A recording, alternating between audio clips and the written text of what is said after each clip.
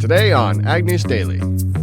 Our combine market and our tractor market kind of bottomed out in June. The combine market a little worse than the tractors because they never fluctuated quite that much. Planters really fluctuated down in June, but everything's been working its way up now. Welcome back to the weekly edition of the Ag News Daily Show, and it is the day after Thanksgiving. That's right. We're recording it early, but happy Thanksgiving to all of you. We're so thankful for our listeners and viewers. Absolutely. We're also thankful for the various weather.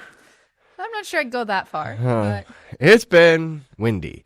Strong winds across most of the northern and central plains, now into the Midwest, have gusted 30 to 60 miles per hour and are signaling a major pattern change that came earlier this week, following a recent dense fog caused by rising moisture and wide temperature swings between the day and the night. The Midwest and Northeast are now bracing for a weekend of heavy rain, significant snowfall, and more strong winds, potentially creating blizzard-like conditions. This system will be followed by a burst of Arctic air that will set up colder but more volatile pattern for December. Additional disturbances may bring more wintry weather next week, though models remain uncertain. Farmers that have field work still on their list to do will see that window close very quickly. We're also seeing the Mississippi River levels have risen slightly after some of this recent rainfall, and upcoming storms could provide some more short-term relief, but that long-term improvement will depend upon if that pattern stays more active this winter and brings more sustained precipitation. yeah, going to see some snow this weekend, probably here in central Iowa, so I'm not looking forward to that. But as we look at the USDA's last crop report, we're nearing the finish line with now 96% complete. That's 5% ahead last year, but just slightly behind the 5-year average by 1%. Winter wheat planting is also wrapping up with 97% of the crop now in the ground and 87% emerged, both up from last year and in accordance with the 5-year average. We planted some tulip bulbs this past weekend, so I'm hoping it's not too cold for them either. That's right. We did get some news out of Nebraska. Tyson Foods announced last Friday that it will close its processing plant in Lexington, Nebraska, as a part of a plan to consolidate production and strengthen long-term operations. The company says it will shift its Amarillo, Texas plant to a single full capacity shift and increase production at other facilities. Tyson acknowledges the significant impact on the community and says it will work with roughly 3,000 affected employees on relocation opportunities. The Lexington facility, the community's largest employer, is expected to close around January 20th in 2026. It'll be interesting to see in your market update. There was a lot of choppiness happening there in cattle, but Nebraska Governor Jim Pillen called the decision an extraordinary punch to the gut. He says the plant's age, layout, and retrofitted design likely contributed to the closure. He added that the state is already working to preserve jobs and identify future uses for that facility. Pillen also pointed out this with some optimism, noting that a new producer-owned beef plant in North Platte is ramping up and could create opportunities for Nebraska cattle producers moving forward. I wonder if he was talking about Legacy? Yeah, Legacy. Uh-huh. Yeah, that we had on the podcast earlier this year. Well, as we look here at some New World screwworm updates, we're going to talk about that here in the next coming weeks, as we had quite a few conversations around that at NAFB convention last week. But according to screwworm.gov, they've created a single hub for federal information on the pest. That site supports Secretary Rollins' 5-pronged plan to combat the screwworm and includes targeted resources for livestock producers, veterinarians, animal health officials, wildlife experts, researchers, and the general public. A great new tool here. Secretary Rollins says the goal is to give stakeholders a one-stop shop for timely, accurate updates as agencies continue their coordinated national security response. Screwworm.gov also features the latest USDA verified information on confirmed cases and response efforts in Mexico, along with U.S. preparedness actions. The department says strong interagency collaboration remains essential as prevention and surveillance efforts continue. So I know I'll be checking out that website. I still think screwworm would make a great nickname for somebody in high school. Or a band. Or a band. Yes, exactly. There are some additional animal news here. A confirmed equine herpes virus 1 outbreak in the southern states has horse owners now on high alert. With new cases traced back to early November, events have been canceled, and some events just before the National Finals rodeo in Las Vegas, with officials saying they are continuing to monitor that situation. The Texas Ag Commissioner, Sid Miller, has warned that the virus spreads quickly. Early symptoms can be easy to miss, and he urges people to attend the affected events to monitor their animals very closely. Veterinarian Dr. Jason Throne of Territory Medicine in Weatherford, Oklahoma, says owners should monitor horses closely at home. He advises taking temperatures with a digital thermometer and calling a vet if a horse reads above 101.5 degrees or if they show any suspicious signs. Several horses have already been quarantined, and some have been euthanized after testing positive. Sounds like that moves very quickly, and hopefully the event can still go on in Vegas. Yeah, that would be coming up. I think that's usually the first week of December. Yep. So next week's, we'll see how that comes together. Continuing here on the animal health front, highly pathogenic avian influenza continues to affect commercial and backyard flocks across the U.S. Earlier this week, 2 commercial flocks in Indiana were impacted, leading to the depopulation of about 41,000 birds. Last week, several other detections were reported in Indiana and North Carolina, as well as in backyard flocks in multiple states, highlighting the ongoing risk to poultry operations nationwide as we head into Thanksgiving and the rest of 2025. So hopefully you got your turkey in. I think the prices at the grocery store this year were pretty reasonable, all things considered. Yeah, I remember reporting on the Farm Bureau's estimation that it might be slightly down, but certainly a lot of turkey moving this year. Our dairy farmers and school children are now celebrating a major step forward once the Senate's unanimous passage of the Whole Milk for Healthy Kids Act. This bipartisan bill would allow schools in the National School Lunch Program to serve whole and 2% milk, in addition to the current low-fat and fat-free options, as well as flavored choices. Supporters say the change aligns with the updated nutritional research showing that milk of all fat levels can have a neutral or positive health effect, and the whole milk and 2% milk remain the most commonly consumed varieties at home. John Newton of the American Farm Bureau says the legislation was long overdue, gives children more healthy choices at breakfast and lunch, while Greg Dowd of the National Milk Producers Federation notes it ensures kids get essential nutrients. The bill now heads to the House, where similar legislation passed overwhelmingly in 2023, with the expectations it could reach the president's desk by the end of December. Nothing ever moves that fast. Are you a whole milk drinker? What's your milk of choice? We typically are 2%, yes. Okay, we're whole milk. We switched. I don't know. I used to be 1 to 2%, and there's something about that milk fat content in the whole milk, so I support that move. USDA's latest commodity costs and returns, WASDE estimates, and farm sector income and finances reports confirm what farmers have been feeling for years. U.S. farm income remains under intense and persistent pressure. An American Farm Bureau Federation analysis breaks down these numbers, showing that rising input costs, sharply lower crop prices, and multi-billion-dollar export losses, especially in sales to China, have pushed margins for most major and specialty crops below break-even. USDA's projections show returns for 9 principal crops falling far short of total costs by more than $20 billion in the 23-24 marketing year and over $34 billion in both 24 and 25 and the 25-26 marketing year, according to USDA's national average data. Working capital also continues to erode as chapter farm bankruptcies are on the rise, and commercial lenders say profitability may remain out of reach through at least 2026. Again, turning things back here to Farm Bureau economist John Newton, he says trade frameworks offer some optimism, but those benefits won't come soon enough for growers who are already selling at low harvest prices. And while nearly $15 billion in disaster and emergency assistance has been distributed, he and others advocate saying it's not enough to offset the financial strain.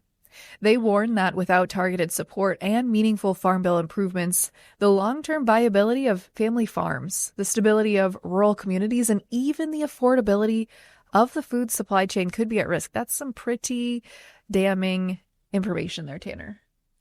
Yeah, pretty bold statement, but certainly some of our producers have been feeling the pain and would stand exactly in line with those statements as well.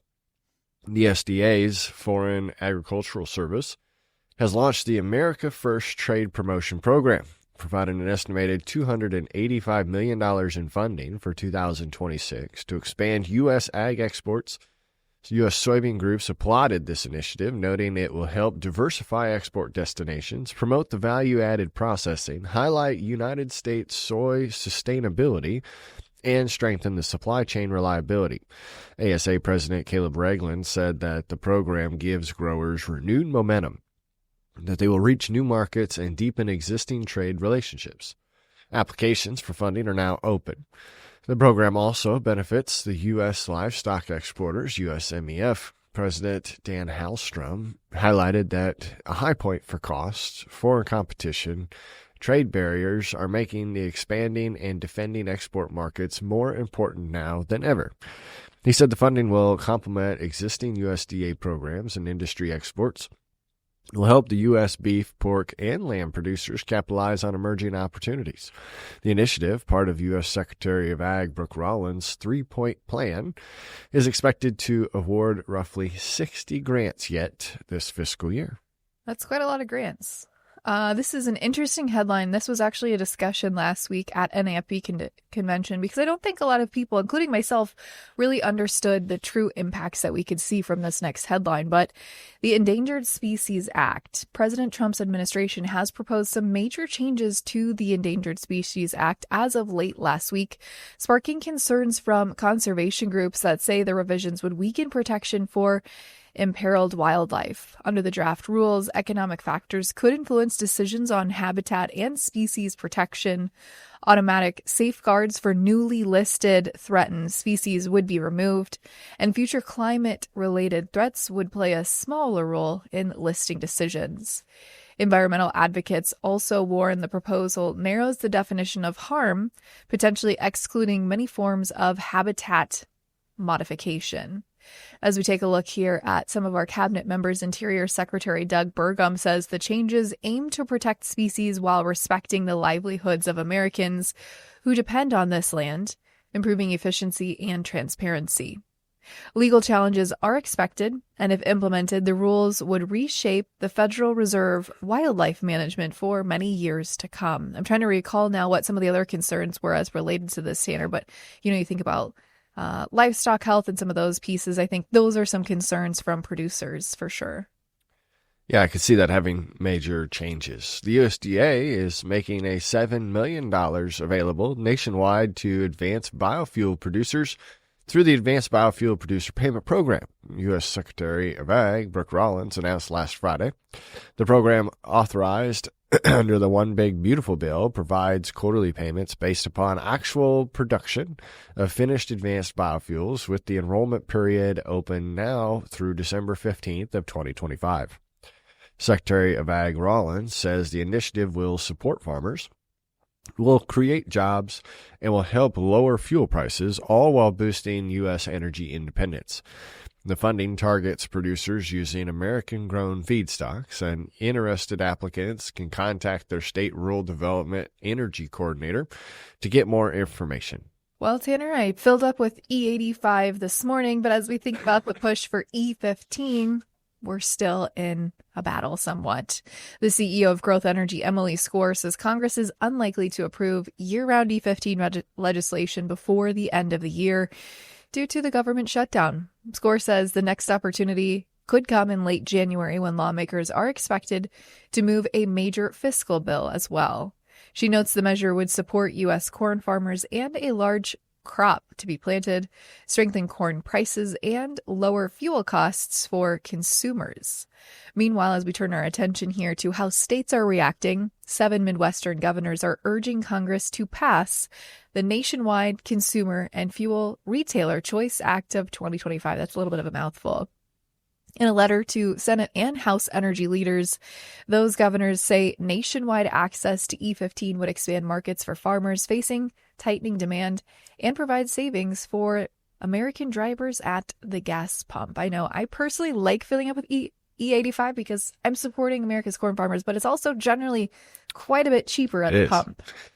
Yes. I feel like it's almost like a trade show where all these headlines are going to reduce the cost of fuel. So fuel should be pretty cheap by the end of this podcast.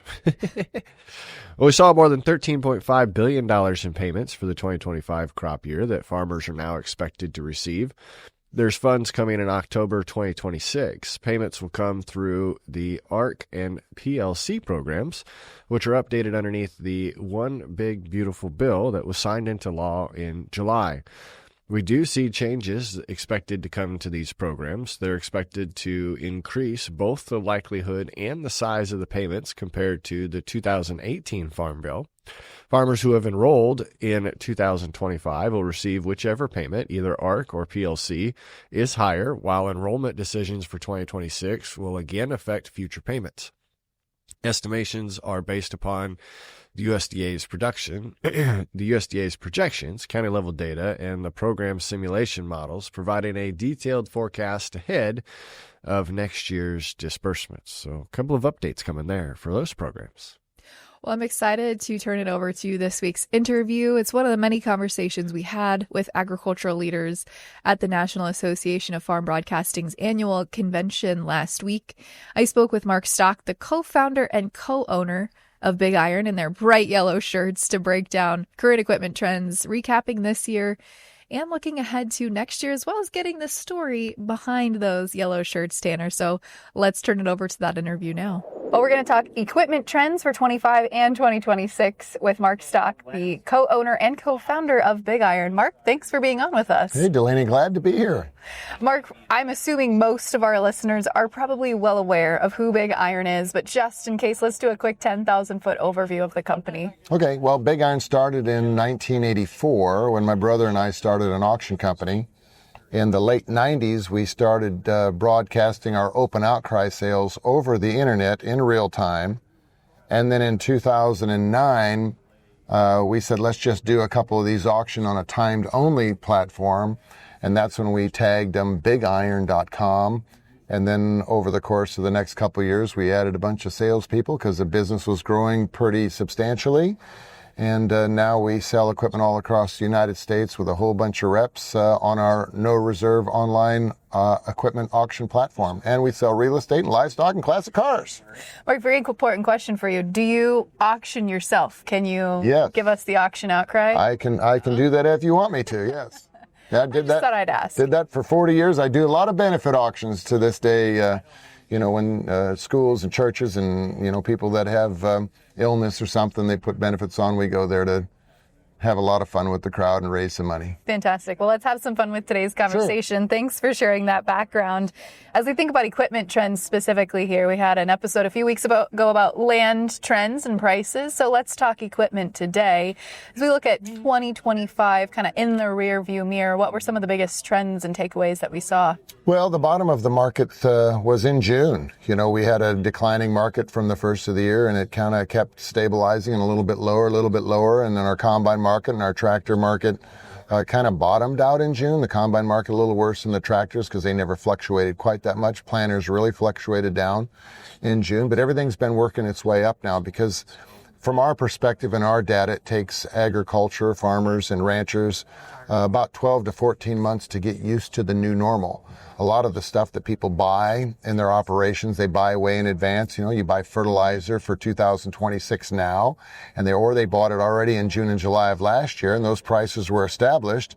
And then you were waiting for the opportunity to price that commodity that you were going to raise at a number there where you were in the profit zone. Black, yeah. Yeah, in the black.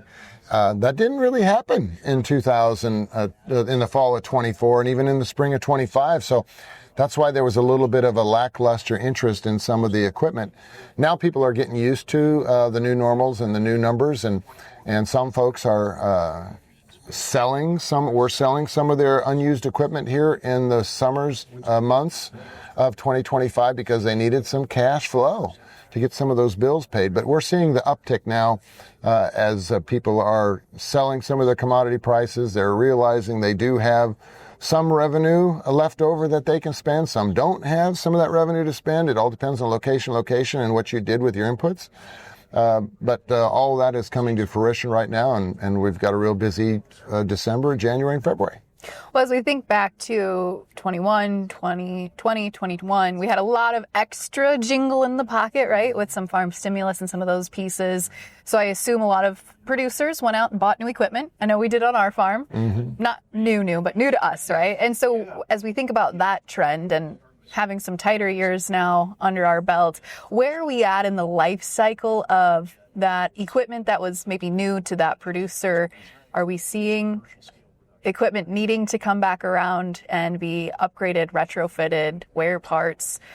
Talk us through where we're kind of at in that cycle as well. Yeah, well, depending on what it is, planters got to be rebuilt so many years depending on the number of acres. But a lot of the equipment that you're referencing, was purchased because of disposable income. We had COVID, we had shortage of a crop, we had $7 corn selling opportunities, and we had $6 corn and $5 corn, and all those years there was money left over, and people didn't want to pay Uncle Sam, so they bought equipment that they didn't necessarily need, but they just didn't want to pay Uncle Sam, and they used the 179 depreciation to their advantage. Well, now we fast forward to where we're at right now. So the overpricing that they paid for that equipment to beat Uncle is now been corrected because it was an overinflated value in the first place because of scarcity, supply and demand.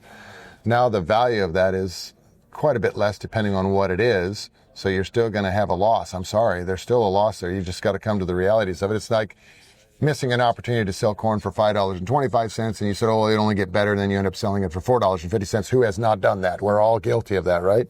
And those things happen, but we're seeing that machinery now that was purchased during those time periods were usually purchased by people that made a lot of money, but now they're making the decision to retire. So Delaney, a lot of the equipment that's coming up on these auctions is going to be low-houred, low use time, always been in a shed. A lot of people built sheds when they made a lot of money. So it's been stored inside for you if you're a buyer looking for... No blue sky storage. That's correct. No blue sky storage. So all that equipment, the majority of that equipment is coming to the market because of the retirement factor. We got baby boomers now. The largest population of farmers, Delaney, are retiring between now, actually 2 years ago, till the end of 2030. They are exiting agriculture. They're not going to keep all that equipment tucked in a shed forever, right?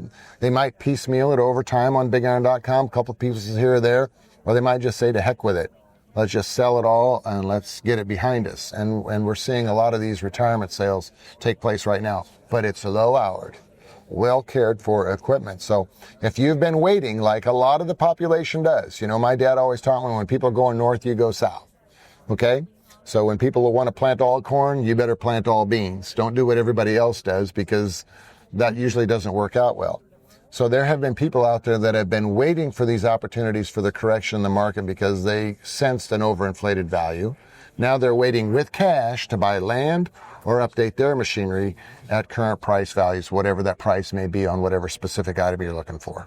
Yeah, so let's talk about maybe the pace at which you are going to speculate that might happen, because during COVID we saw a lot of equipment shortages, instability in being able to access some of that equipment.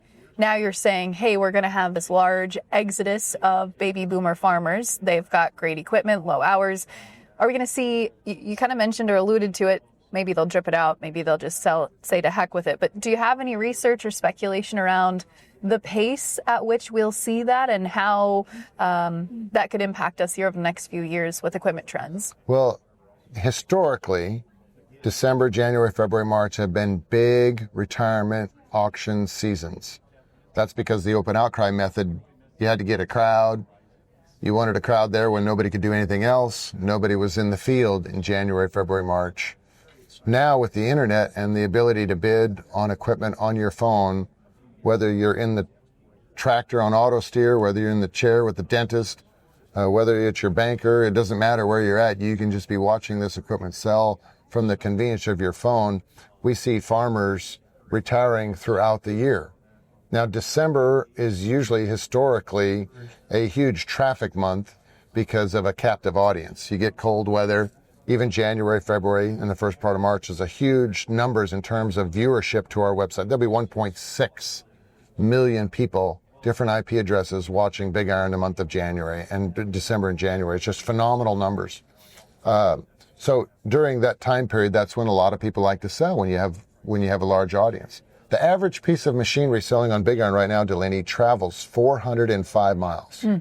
405 miles. So the footprint is very, very big. I get a bang out of it. Some of these guys, they'll call up and say, yeah, I got a 6-row, 30, row crop cultivator. That it's junk. Nobody's going to want to buy it anymore. And I go, whoa, whoa, whoa, whoa. How long have you had it? Well, I bought it new and I used it 2 seasons, been sitting in the shed ever since, but nobody uses them anymore. Everybody uses herbicide. I said, well, your organic guys and gals, they want that type of stuff and they can't believe it that there's a market. It may be 1,000 miles away from where they're at. It may be the organic farmer that's just the next county over, but they're bidding on that stuff because you can't find it. So there is a market for everything when you expose it to a large volume of people. It's great takeaway too. So I want to talk a little bit more about some of those maybe market or regional differences that you're seeing. Those are always interesting. Are there parts of the country where you're seeing maybe unusually strong or weak demand for equipment right now, or just any regional trends altogether that you're watching? That's a great question because it's always brought up. I mean, is the equipment in Texas sell for more money than equipment in Iowa, or equipment that's selling in Colorado versus Kentucky? Soft dirt has always attracted a lot more buyers. The size of operation, if it's a smaller operation, that means a lot to an end user because they know in Texas the farm might be a pretty big mega farming operation. You have 10 operators on a tractor versus in Iowa where you got an 800-acre farmer. It's usually the one guy and their hired man. And that's a psychological aspect of, okay, do I want something that has so many different operators on it, or somebody that's just been on it all the time by themselves? So Iowa, Illinois, eastern Nebraska equipment, southern Minnesota equipment always seems to sell extremely well. You can go down to the parts of Texas where they don't have a lot of sheds. There are a lot of blue sky sheds in Texas, and that heat, bakes a lot of the appearance. Doesn't mean it's not mechanically a sound, it just doesn't have the appearance. So that doesn't usually bring as much money as it does where items have been stored inside. So if you watch the website and you can go click on the auction results and you scroll through and you see the different states where the equipment's located, and you watch where the buyers are for that equipment, it'll tell a pretty good story. But there's a different class of buyer for every type of machinery. One guy is so particular, if they love green, everything they wear is green.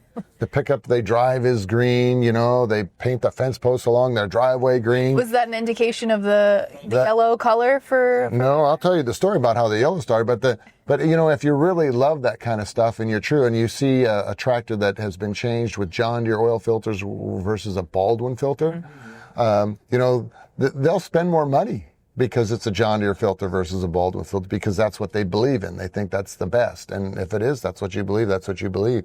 And there's some people that don't bother about that kind of stuff, So there's always somebody that, there's a song out there, 50 Ways to Lose Your Lover, a long, long time ago. Well, there's 9,999 different buyers of tractors. Okay, they all look at something a little differently. That's what I always say. That's great. I love that. But the yellow story, that's a cute story.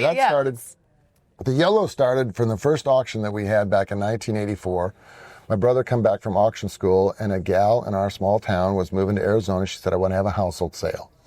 And we got up that Sunday morning, and I called my brother, and I said, hey, do you have any shirt in your closet that matches the color of a shirt that I have in my closet?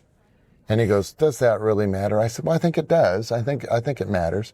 I said, do you have a blue shirt? He goes, well, it's kind of a different color blue. I said, well, no, whatever. And I was scrolling through my closet and I saw my FFA officer shirt when I was in school. Ron was a year older than I was. He was president and I was a reporter.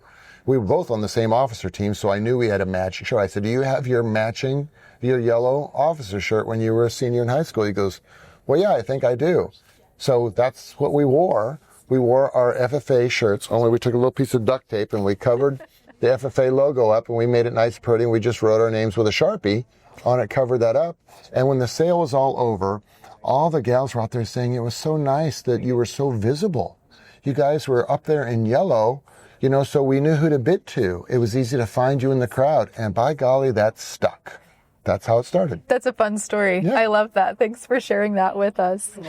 Mark, just to wrap up here, for farmers thinking about buying or selling here at the end of the year, maybe for tax reasons, or maybe they're just ready to move out of the industry, what's the biggest piece of advice that you have for them? Well, call us right away if you want to sell by the end of the year, because the window's getting real tight. A lot of people like to sell equipment now but defer the money till next year. That option is available, but you got to call us right away, get a hold of your area big iron rep. But, after the first of the year, people still save money. I'm sorry, there's people that backdate a check and buy something in January. You never heard that from me, but we see that all the time. I don't care how they do their taxes, that's what they do.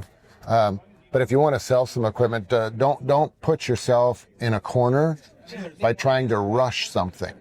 That's not a good thing. Today it's social media, giving us a chance to tell the story with videos, getting that information out to the multitudes. Yes, there's a large audience visiting our website, but we want to find those specific buyers looking for exactly what you have.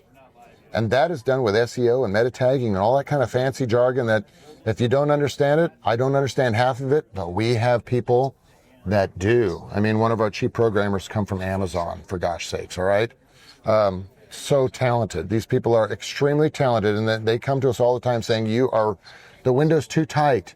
Give us more time. If you want to make more money, tell us 3 months in advance of when you want to sell something, not 5 weeks before the sale is scheduled. That's my advice. I'm trying to get you as much as you can, to expose it to as many buyers as you can.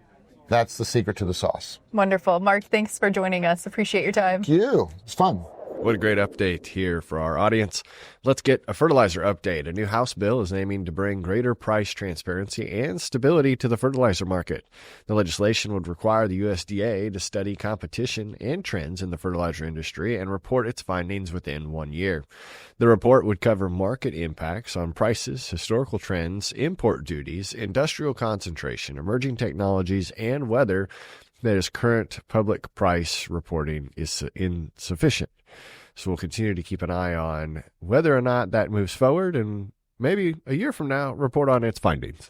And if you need more fertilizer updates, go back to last week's episode when we sat down with Josh Linville of StoneX. But as we look at markets, the holidays shortened this week are squaring up positions as we enter the first notice day on Friday. Palm oil also fell to a 5.5-month low, taking soy futures down with it. But cattle really this week stole the show with limit down losses in both live and feeder cattle on the announcement of that facility closing on Monday. Even with a bullish cattle on feed report, that was largely forgotten with that packing plant news. As of November 1st, we were estimated to see about 11.7 million head on feed, which is about 92% compared to year-ago levels, and 90% placements, which is the lowest number we've seen since 1996. Marketings were at about 92%, which is also the lowest level in 10 years. And with all of that news, some bullish, some bearish, we did see some recovery somewhat on Tuesday. Not limit up moves by any means, but we did see, I think, $2-3 plus in feeder cattle, and live cattle are still working to reclaim some of those losses from the limit down moves. So Tanner, that is a little bit of an outlook here on the markets. Again, Friday is the end of the month first notice date, so probably a pretty quiet this weekend, maybe even next week, some analysts are suggesting, coming off of this holiday weekend. Yeah, it'll be interesting to see what the weather brings to us this first weekend of potentially snow for some of us in our area. Got some Snapchats from a couple of you listeners that are already getting snow in the Minnesota area. So continue to keep us posted. We are very thankful for you. And as always, if you have suggestions of topics or guests or headlines that you want covered, make sure you reach out and comment on our posts where you see them. We really do appreciate you tuning in. You excited for Thanksgiving? So excited. We're not doing a whole lot of anything. We're going to relax, maybe eat some turkey. We were going to do a turkey trot, but I'm thinking the weather might not be very inclined to do that. Good for you if you do. Good for you if you don't. It's a turkey trot's not for me. But listeners, we thank you so much again. But for today, Delaney, what do you say? Should we let him go? Let's let him go.